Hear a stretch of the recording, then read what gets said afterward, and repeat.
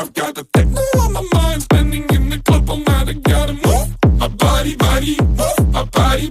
Techno by your side, getting in the bumpy ride. I gotta move my body, move my body. Techno on my mind, spending in the club all night. I gotta move my body, move my body. Techno by your side, getting in the bumpy ride. I gotta move my body. Une belle montagne ornait un magnifique lever de soleil. Une nouvelle journée venait de commencer.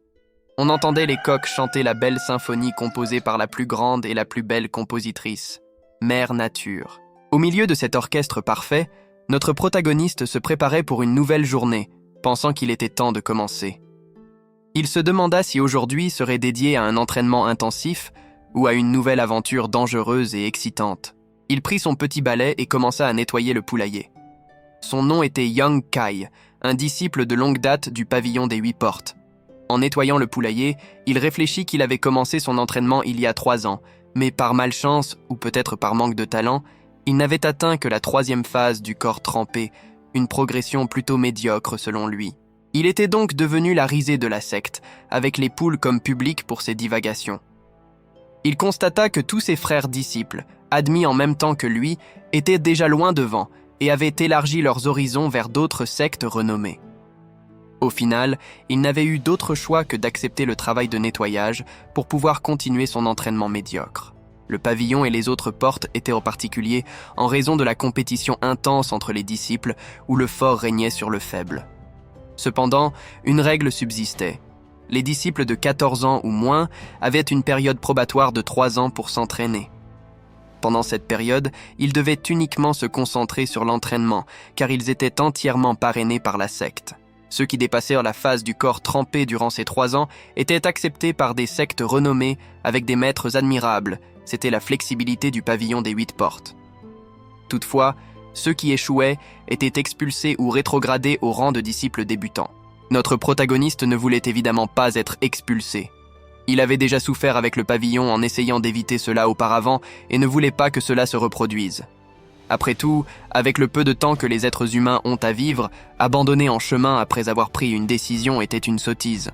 À ce moment, plusieurs figurants firent leur entrée à Moa, et notre protagoniste ne semblait pas avoir de bonnes relations avec eux. Ils arrivèrent en se moquant de lui car il était toujours au même niveau de cultivation qu'il y a quelques jours. Les 5 jours limites après un duel étant expirés, tous venaient de se battre contre lui à nouveau. L'un d'eux commenta que tous contre un serait une immense lâcheté, mais selon ce figurant, tous avaient dit que s'il n'était pas content, il pouvait se retirer, ce qui provoqua les rires de tous les autres. Pendant que les disciples riaient, notre protagoniste méditait, une dense énergie couvrant son corps. Tous se demandèrent pourquoi il était assis là, à méditer. L'un d'eux lui conseilla d'arrêter de faire l'important et de simplement regarder. Un autre suggéra à Young Kai d'arrêter de perdre du temps, d'être obéissant et de les laisser tranquilles, ainsi il gagnerait un temps précieux. Il pensa qu'étant à la 3e phase du corps trempé, il allait certainement perdre. Un autre commenta que le protagoniste devrait prendre en compte les pensées de tous, après tout, ils étaient différents. Quand ce combat se terminerait, ils devraient encore continuer leur entraînement. Mais dans le nôtre, la vision d'un petit poussin très étrange continuait de méditer sans s'en soucier, jusqu'à ce que la petite bête ait une énorme frayeur avec la cloche du matin. Notre protagoniste considérait que lorsque la cloche sonnait 9 fois, c'était quand le soleil se levait à l'ouest et qu'un nouveau jour commençait. Il se leva simplement et les figurants commencèrent déjà à se préparer pour le combat. Un gars dit qu'il fallait le choisir, promettant d'y aller doucement. Il reçut immédiatement un coup de l'autre qui dit qu'il n'avait besoin que d'un coup de poing pour gagner du temps. À ce moment, une confusion commença avec les figurants qui faisaient n'importe quoi. Un gars irrité dit simplement à Young Kai de choisir vite son adversaire. Notre protagoniste regarda le figurant en souriant et, utilisant son balai pour l'aider, le lança en l'air pour choisir son adversaire. Pendant que les figurants attendaient avec animation, le balai tomba en pointant vers un gars qui semblait être le plus fort d'entre eux. Quelle malchance! Celui-ci sortit en riant, demandant à ses frères de simplement se calmer, car c'était son tour aujourd'hui. Tous les autres figurants murmurèrent en commentaire « Ce bâtard !» Notre protagoniste se présenta comme un disciple débutant nommé Young Kai, de la 3e phase du corps trempé.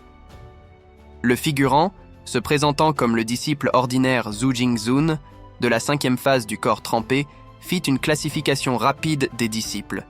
Disciples central, disciples d'élite, disciples de base inférieure, disciples ordinaires et disciples débutants. Les disciples centraux étaient sélectionnés parmi les disciples d'élite qui finiraient par libérer le pavillon. Bien que Zhu Jingzun soit un disciple ordinaire, il était proche d'être accepté dans d'autres sectes. Ils se saluèrent avant de commencer le combat. Notre protagoniste bondit immédiatement, enchaînant plusieurs coups. Le figurant pensa que c'était le long push, une technique basique pour les disciples de bas niveau. Il évita les coups et parvint à toucher les articulations du bras de notre protagoniste avec son coude, lui assénant un coup de genou qui fit ressentir une grande douleur à Yang Kai, le laissant choqué. Alors que le figurant allait finir notre protagoniste avec un coup de poing, Yang Kai tapa du pied au sol et s'équilibra, esquivant le coup de justesse. Le figurant maudit, pensant avoir été trompé, mais cela n'avait pas d'importance, car il avait un niveau de cultivation plus élevé. Il utilisa son poing pour contrer l'attaque de Yang Kai, projetant ce dernier au loin tandis que de la fumée s'échappait du bras du figurant. Ce dernier commenta que le coup de poing de Yang Kai était même plus rapide que le sien, mais que son corps, plus faible, lui avait permis de se blesser. Si le niveau n'était pas si élevé, il serait probablement déjà au sol à ce moment-là. Montrant un peu plus d'éducation que les autres figurants, il fit une révérence, déclarant que le frère lui avait permis de vaincre. Un des figurants affirma qu'il pensait vraiment avoir gagné, tandis qu'un autre rit en ajoutant qu'il devait ignorer la réputation de Yang Kai. Les choses devenaient intéressantes maintenant, et le figurant pensa qu'il n'avait pas vraiment gagné, mais avait simplement utilisé un coup de poing pour l'abattre. Selon leurs règles, il devait se rendre pour être considéré comme hors de combat. Alors qu'il allait finir de parler, Yang Kai se releva à nouveau, prenant complètement le figurant par surprise. Il se jeta sur le figurant, qui réalisa que la technique qu'il allait utiliser était le balayage. Choqué, il pensa que cette technique pouvait être utilisée de cette manière. Reprenant son calme, il donna un coup de pied et bloqua l'attaque de Yang Kai, qui tomba au sol. Encore une fois, Yang Kai se releva, prêt à recommencer le combat. Le figurant commenta que Yang Kai était surprenant et qu'il ne comptait pas se rendre jusqu'à sa mort. Le figurant qui combattait commençait à avoir peur, ne croyant pas qu'il avait été défié par un fou. Yang Kai, dans son pire état, blessé, criait en se jetant sur le figurant. Ce dernier, également en mauvais état, cria qu'il avait perdu la raison et avertit Yang Kai que s'il ne se rendait pas maintenant, il allait mourir.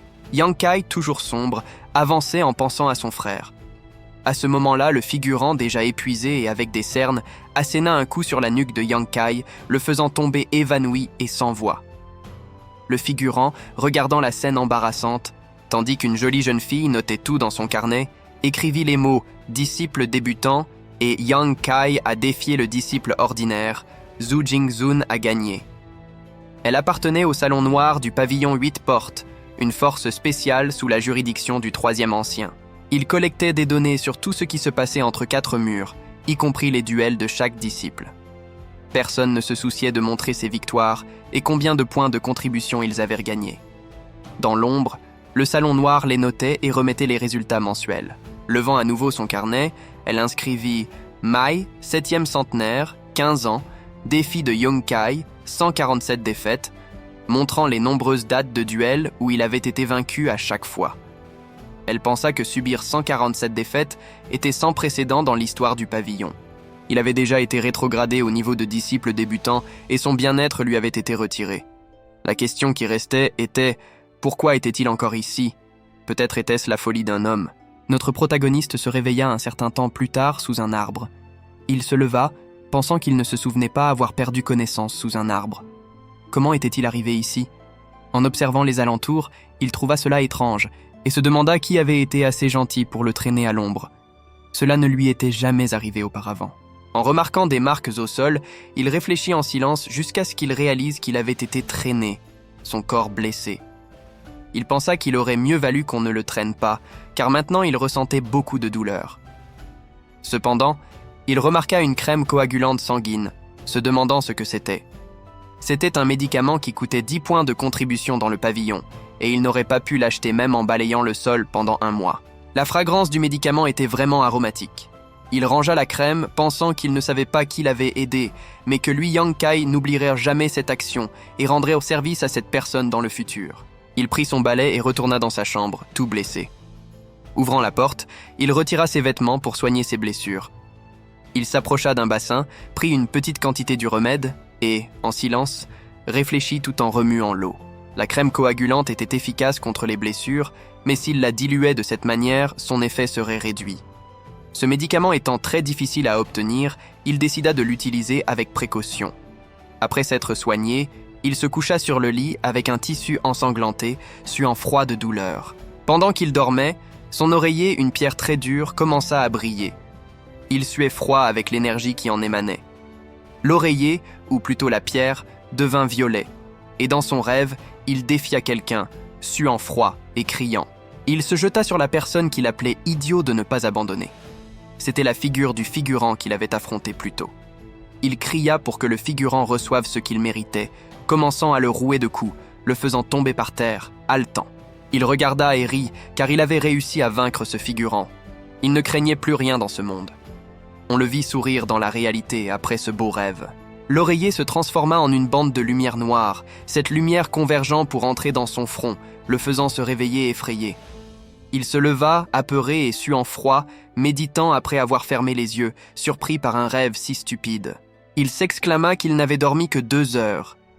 Quelque temps après, il arrangeait la paille qui lui servait de lit et se demanda pourquoi cette pierre noire semblait différente, comme si elle était plus légère.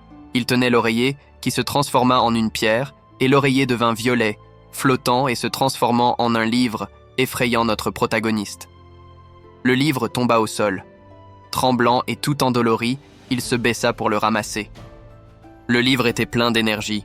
Il l'ouvrit et pensa qu'il était vide et qu'il ne pouvait pas être feuilleté facilement. Il avait trouvé cette pierre noire en chassant dans les montagnes et n'avait jamais imaginé que ce serait un livre.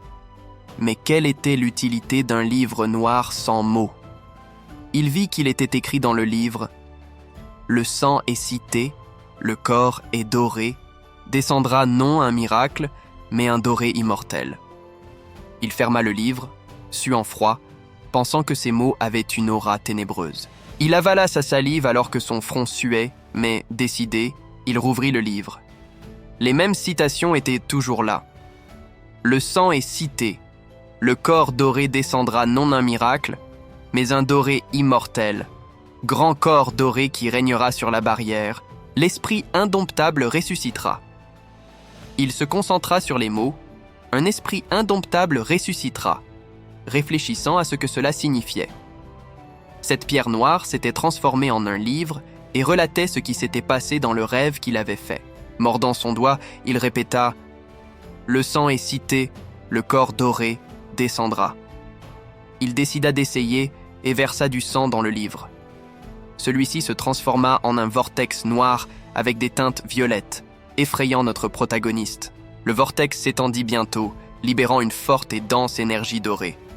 Notre protagoniste, tenant le livre, pensa que le sang était cité et que le corps doré descendait. Rapidement, la lumière dorée s'étendit, sortant du livre, et un squelette doré apparut devant lui, le faisant reculer d'un pas. Il pensa que le squelette semblait se moquer de lui, ce qui le rendit furieux. Se demandant comment un simple squelette pouvait être si arrogant, il se prépara à l'attaquer. Mais lorsqu'il tenta de saisir le squelette, il fut effrayé de le voir se transformer en vortex et pénétrer dans son cœur. Notre protagoniste resta complètement choqué, une veine saillant sur son front, et tomba au sol en gémissant et tremblant de douleur. Essayant de poser la main sur sa poitrine pour soulager la douleur, il se rendit compte que c'était impossible. Ses os commencèrent à craquer et à se réparer en même temps, devenant plus dorés. Hurlant de douleur, il effraya même un figurant au loin. Il réfléchit que ce corps doré et immortel prétendait prendre sa conscience et déchirer son corps. Il ne pouvait absolument pas céder, mais il était sur le point de perdre conscience, pleurant et suant de douleur. Plus tard, alors que la journée touchait à sa fin, il était allongé par terre, méditant sur ce qui s'était passé et sur la nature de ce livre noir. Il se rendit compte que son corps ne ressentait plus ses douleurs. Un peu incrédule, il constata que son corps se sentait plus fort que la normale, comme s'il s'était renforcé, et même ses blessures avaient disparu. Il restait perplexe, étant toujours au 3e niveau du corps trempé, sans changement drastique. Il se demanda où était le livre, effrayé. Alors qu'il y pensait, le livre apparut et tomba au sol. En le ramassant, il réalisa que quelque chose n'allait pas et pensa à le faire disparaître. Le livre commença à disparaître et en réfléchissant, il le fit réapparaître. Il se rendit compte que c'était fait d'une pierre de l'âme, créée seulement lorsque des millions de fantômes se réunissent dans l'abîme avec l'aide d'une grande quantité de vitalité humaine. Ce trésor lui permettrait non seulement de détruire le pavillon des 8 portes, mais aussi de vaincre n'importe quel maître de ce monde. Cependant, à ce moment-là, il avait peu de force. Il se demanda comment il allait protéger ce trésor. Il conclut qu'il était nécessaire de s'entraîner pour devenir plus fort. Après tout, il avait voyagé jusqu'ici et enduré de nombreuses épreuves juste pour devenir fort. Maintenant qu'il avait obtenu ce livre noir, il devait en faire bon usage. Il pensa qu'il y avait sûrement d'autres trésors à l'intérieur. S'asseyant, il continua sa lecture. Les mots d'or réapparurent fièrement. Golden Body, Temporary Body Record.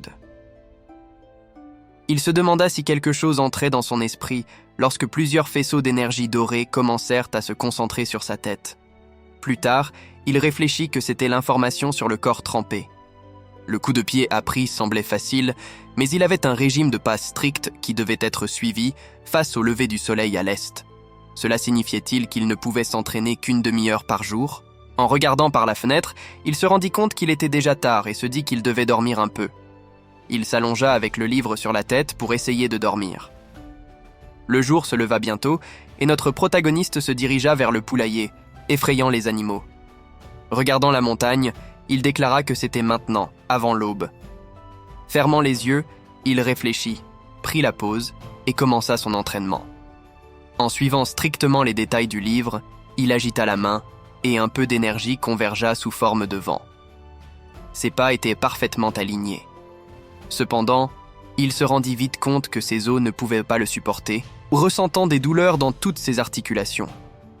Il comprit que ce n'était qu'une des 3 étapes de l'instruction des 6 pieds et que cela n'équivaut même pas à 1% de ce qu'est le corps tempéré, déjà difficile à continuer. Après avoir réfléchi et essuyé sa sueur, il se dit qu'il resterait ferme. Résolu, il continua de faire les mêmes mouvements, même s'il transpirait à froid et souffrait de douleur. Le temps passa et l'aube arriva. Il était en sueur froide et haletant. Soudain, il ressentit une vague d'énergie revitalisante parcourir son corps. En regardant sa main, il remarqua le reflet des os renforcés, levant le pouce en riant malgré la douleur. Après une demi-heure, il était haletant et pensif, analysant sa propre aura. Silencieusement, il se demanda s'il avait enfin surmonté la 3e étape du corps trempé et atteint la 4e. Surpris, il réalisa que cela lui avait pris 3 ans pour atteindre la 3e phase, et maintenant, il avait avancé à la 4e en seulement une demi-heure. La technique du corps trempé était vraiment incroyable. Cependant, une forte envie de vomir le prit. Incapable de se contrôler, il expulsa une substance noire et visqueuse sur le sol. Choqué, il comprit que c'était les impuretés de son corps. Il savait que la pratique de la technique du Tempered Body Landmark permettait d'éliminer et de réduire les impuretés, mais il n'avait jamais expérimenté un processus aussi intense. Malgré cela, il décida de continuer à affiner la technique de la paume du corps trempé. Il se demanda ce qui se passerait lorsqu'il atteindrait 100% de son potentiel. Résolu, il reprit son balai et se remit au travail. Le bon samaritain qu'il avait surveillé la veille le revit, caché dans un arbre, intrigué de voir que c'était le même garçon que la veille.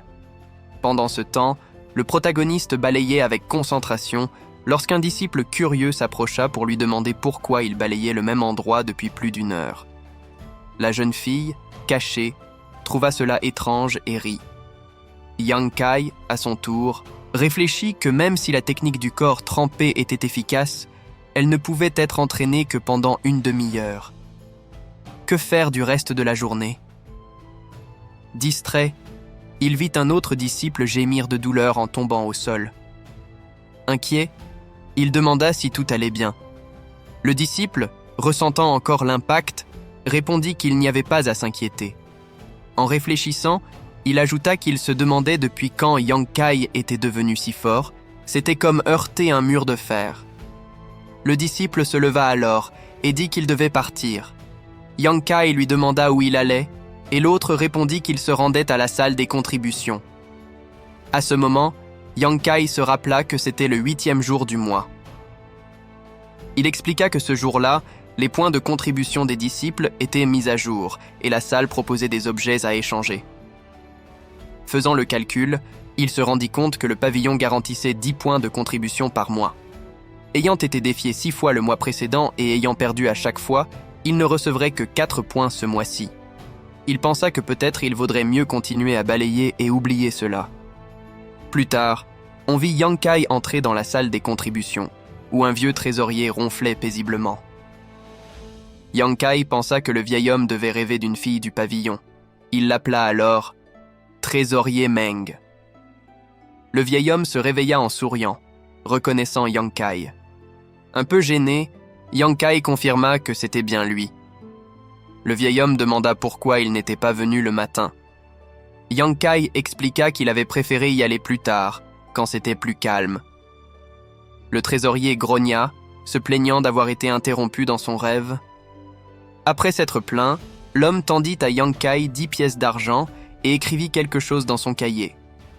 Yang Kai en profita pour demander combien de points de contribution il possédait actuellement. Le vieil homme expliqua qu'il avait 4 points ce mois-ci et qu'avec les 10 pièces d'argent et les ajustements, il avait désormais un total de 12 points de contribution. Il suggéra que Yang Kai prenne de la crème coagulante, mais ce dernier réfléchit un moment avant de refuser. Avec seulement 12 points, il ne pouvait même pas obtenir une tige des herbes les plus précieuses.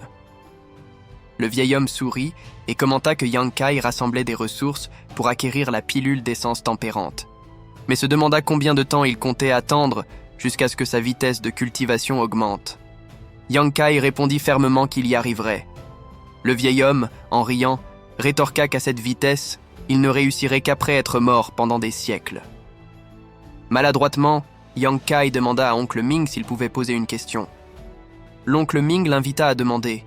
Yang Kai voulut savoir pourquoi une pilule aussi précieuse que l'essence tempérée se trouvait dans la salle des contributions et personne ne l'avait achetée jusqu'à présent.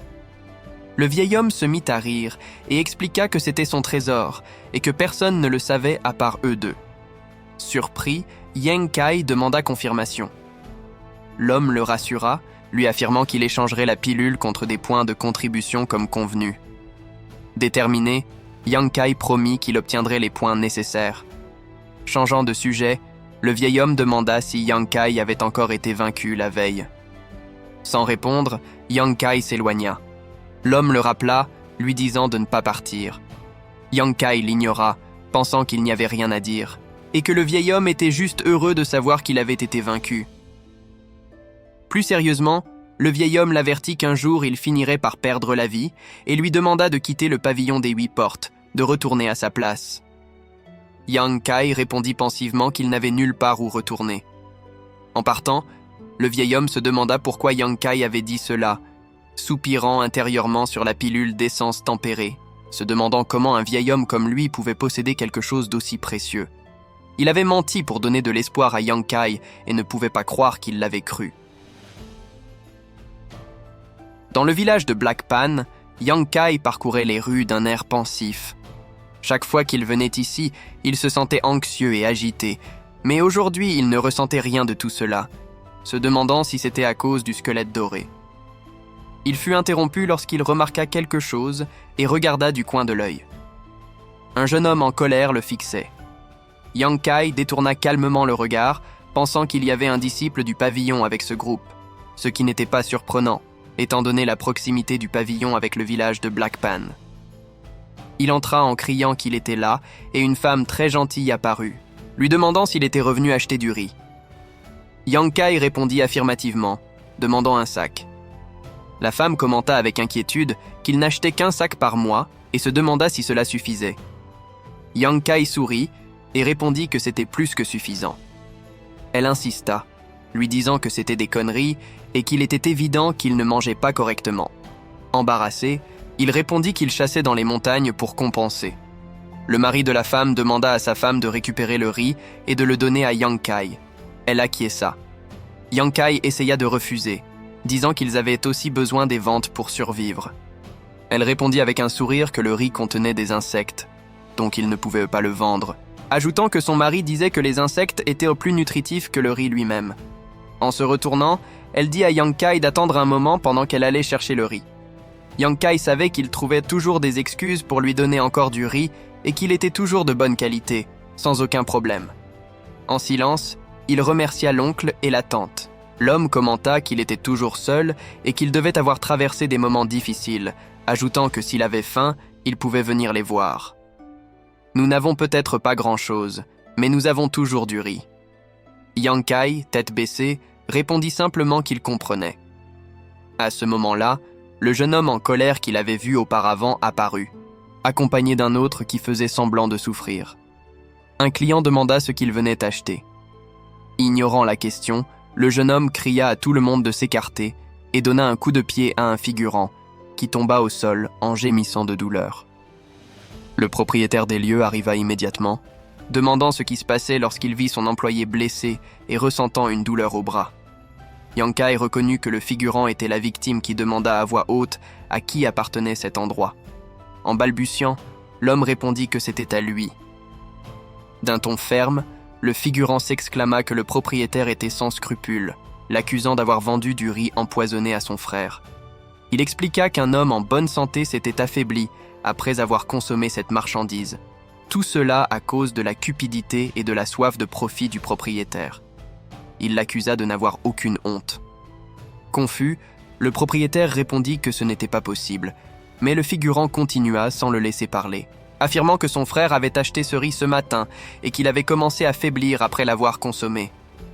Le figurant ajouta qu'il avait failli manger ce riz lui-même, sinon il aurait été dans la même situation que son frère.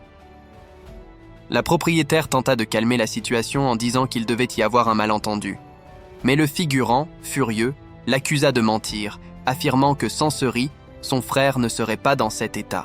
À ce moment-là, Yang Kai intervint, regardant fixement le figurant et le propriétaire.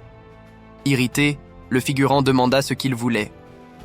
Pendant ce temps, le mari de la femme tenta d'intercéder, disant qu'il voulait éviter tout malheur, même s'il devait subir une perte. Le protagoniste déplora la situation, tandis que le propriétaire insista que peu importait l'état de son frère, cela n'avait rien à voir avec lui. Le figurant rétorqua, demandant ce qu'il voulait dire par là. Mais le propriétaire ajoutant que même s'il n'était pas directement lié, il ne pouvait pas simplement regarder quelqu'un souffrir. Il proposa d'emmener le frère chez le médecin et d'aider avec les frais de traitement si l'argent était un problème. Le figurant, excité, insista qu'ils étaient traités comme des voleurs, affirmant qu'ils étaient des hommes de vertu qui ne feraient jamais rien de mal, contrairement au propriétaire qui vendait du riz empoisonné. Yang Kai réfléchit un instant et demanda si, avec cette attitude, ils pouvaient vraiment se considérer comme des hommes vertueux. Le propriétaire, abasourdi, demanda ce que le figurant voulait de lui. À ce moment-là, une connaissance de Yang Kai apparut. C'était le même homme qu'il avait rencontré plus tôt dans la ruelle. Il intervint, demandant à ses amis d'attendre un moment.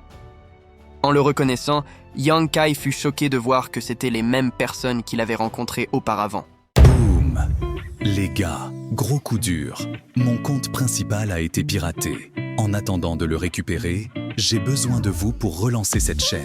Partagez cette vidéo partout. Et, si vous le pouvez, soutenez-moi avec un don via PayPal. Lien dans le commentaire. Même 1 euro aide. Alors, n'hésitez pas. Merci pour votre soutien. Vous êtes ma force. À bientôt. I've got the techno on my mind, standing in the club all night. I gotta move my body, move my body.